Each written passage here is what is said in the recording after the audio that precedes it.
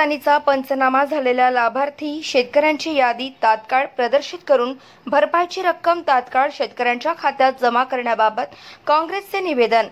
बुलढाणा जिल्ह्यात भारतीय राष्ट्रीय काँग्रेस ओबीसी विभाग व तालुका शहर काँग्रेस कमिटी जळगाव जामोद यांच्या वतीने तालुक्यात अवकाळी पाऊस आणि वादळी वाऱ्याने झालेल्या पीक नुकसानीचा पंचनामा झालेल्या लाभार्थी शेतकऱ्यांची यादी तात्काळ प्रदर्शित करून भरपाईची रक्कम तात्काळ शेतकऱ्यांच्या खात्यात जमा करणे याबाबत आणि पीक विमा काढलेल्या शेतकऱ्यांना पीक विमा मिळण्याबाबत तहसीलदार आणि जिल्हाधिकारी यांना निवेदन देण्यात आले।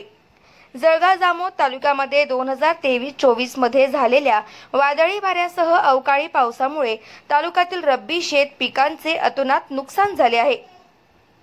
भारतीय राष्ट्रीय काँग्रेसच्या वतीने केलेल्या पाठपुराव्यानंतर सदर पीक नुकसानीचे पंचनामे केले। जळगाव जामोद तालुक्यातील विविध मंडळातील मुख्यत्वे जामोद आणि सुनगाव मंडळात 7000 पेक्षा अधिक शेतकऱ्यांच्या नुकसानीचे पंचनामे झाले आहे असे दिलेल्या निवेदनात नमूद करण्यात आले। यावेळी डॉक्टर स्वातीताई वाकेकर, ज्योतिताई ढोकणे, अविनाश उमरकर, अर्जुन घोलप, एम आसिफ इकबाल, समाधान दामदर, प्रवीण भोपळे, श्रीकृष्ण केदार, ॲडव्होकेट भालेराव, प्रमोद आढाव, ॲडव्होकेट संदीप मानकर, जुनेद शेख, अनिल इंगळे, नितीन जाधव, शेख नासिर, प्रमोद तित्रे, अंबादास सुशीर, अब्दुल जहीर, ज्ञानेश्वर वानखेडे, शंकर म्हस्के सह बहुसंख्य शेतकरी उपस्थित होते। विदर्भ लोक न्यूजसाठी मुख्य संपादक संतोष कुलथे, बुलढाणा। आम्ही सर्वजण काँग्रेस पक्षाच्या वतीने जळगाव जामोद तहसीलदारांना एक निवेदन दिलं आहे। ते निवेदन मागील काळामध्ये जी अतिवृष्टी झाली 2023-24 मध्ये त्या संदर्भातील ते निवेदन होतं। त्याचबरोबर आज आपण पाहतो आहे की अनेक शेतकऱ्यांना त्या ठिकाणीची मदत मिळायला पाहिजे की शेतीचं नुकसान प्रचंड प्रमाणात रब्बीमध्ये झालेलं होतं।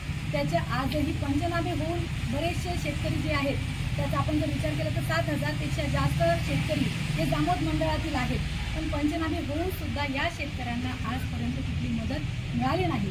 ती मदत तात्काळ स्वरूपात झाली पाहिजे। पीक विमा रब्बीचा जो आहे तो आजही प्रलंबित आहे। आपल्याला या ठिकाणी अनेक पेपरमध्ये जाहिराती दिसतात की पीक विमा शेतकऱ्यांना मिळाला आहे, पण खरं तर शेतकऱ्यांच्या तोंडाला म्हणजे पानं पुसण्याचं काम हे सरकार करत आहे। आजही खरीपातला 25% अग्रिम विमा हा शेतकऱ्यांना मिळालेला आहे, 75% रक्कम ही शेतकऱ्यांना अद्यापही मिळालेली नाही। लाखोमध्ये नुकसान झाल्या, हजारातही मदत त्यांना मिळत नाही। कुठेतरी ही शेतकऱ्यांची थट्टा हे सरकार करत आहे। आम्ही त्या सरकारचा निषेध करतो आणि त्यांना जाणीव करून देतो आहे की पुढील काळात ही शेतकऱ्यांना मदत ही झालीच पाहिजे। एवढंच नाही तर गत 3-4 महिन्यांपासून आमच्या संजय गांधी निराधारच्या महिला असतील, श्रावणबाळच्या असतील, त्यांना किंवा अपंग आमचे अनेक बांधव असतील यांना मदत ही मिळालेली नाही आहे।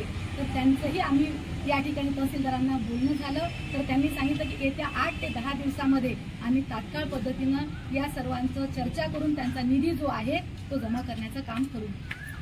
भारतीय राष्ट्रीय काँग्रेस ओबीसी विभाग तसेच तालुका काँग्रेस कमिटी व शहर काँग्रेस कमिटी यांच्या वतीने माननीय तहसीलदार व तहसीलदारांमार्फत माननीय जिल्हाधिकारी यांना एक निवेदन देण्यात आले। सदर निवेदनामध्ये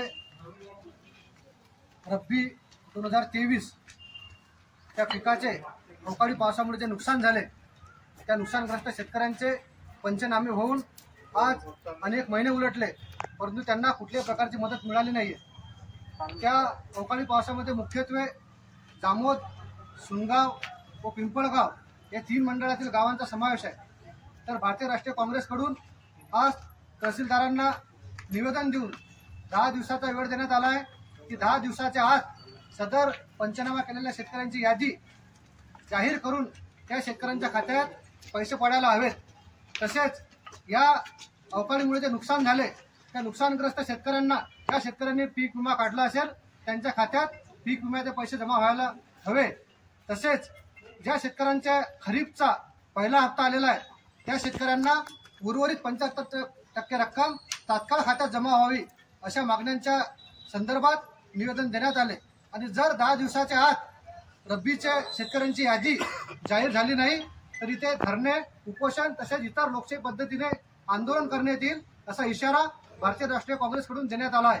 आणि आम्हाला आशा आहे की 10 दिवसाच्या आत हा प्रश्न मार्गी लागेल। धन्यवाद।